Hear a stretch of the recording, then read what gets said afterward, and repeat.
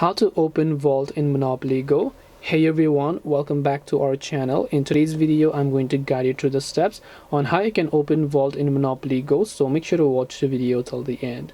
Now, opening a vault in Monopoly Go is super simple. First, I want to talk about the vaults that you can find where you can go over the album. So if you tap the album at the bottom screen over here, so you have to just make sure to tap the albums tab at the bottom of the screen.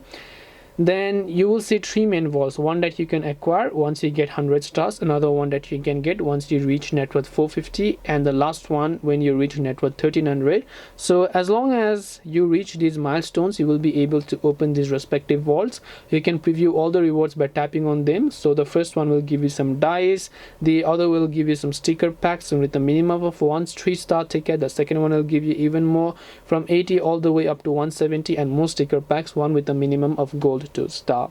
And this way you should be able to exclusively open the vaults one after another by logging in daily. Hope this video was helpful. If you have got any questions, feel free to also leave them down below. Thank you for watching till the end of this tutorial, and see you soon in the next video.